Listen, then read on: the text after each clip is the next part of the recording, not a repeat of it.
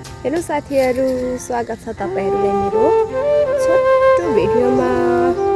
आज म आफ्नै भोइसमा छोटो भिडियो बनाउँदै छु साथीहरू। कृपया अन्तिमसम्म हेरिदिनु होला। भिडियो कस्तो बन्छ सल्लाह सुझाव पनि दिँदै गर्नु होला है त। आज यो मेरो माइती देशको गाउँको चौर हो साथीहरू। किन आछि के भिडियो रहेछ त भन्नुभएको होला। आज म आँप टिप्न आएको छु साथीहरू। यो चौरमा आँपको बुट्टा कति धेरै छ हेर्न सक्नुहुन्छ। टन्नै छ साथीहरू आँपको बुट्टा। हामी चाहिँ आँप टिप्न आएका छौँ अचार बनाउनको लागि।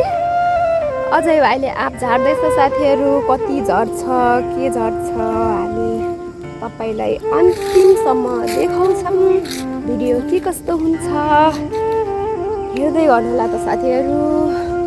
अहिले चाहिँ आँप टिप्न हामी जाँदैछौँ है त। अनि आँप कति झरेछ दुलो गइरा।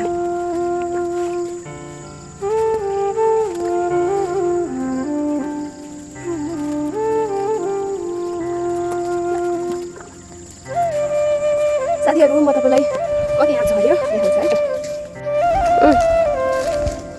हेर्न सक्नुहुन्छ यति धेरै मेहनत पछिको हाम्रो आँप साथीहरू। यति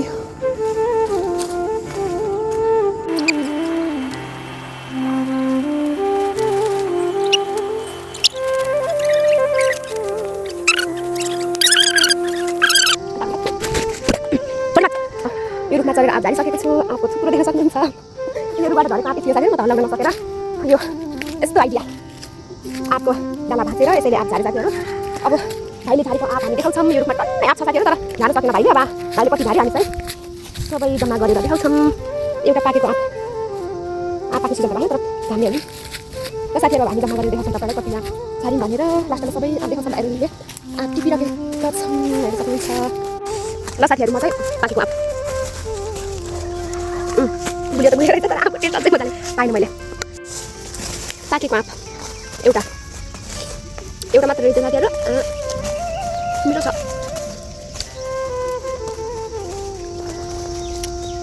यो सालको पहिलो पाकेको आँप खाने व्यक्ति मै हो साथीहरू। हेर्न सक्नुहुन्छ तपाईँहरूले।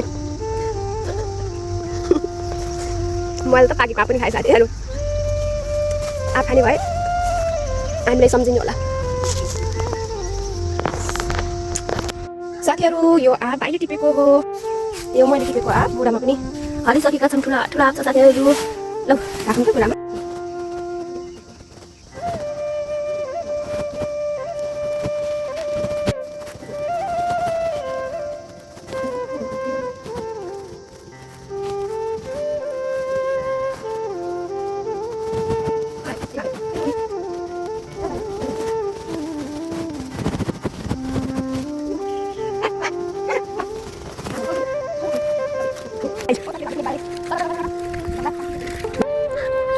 Balik.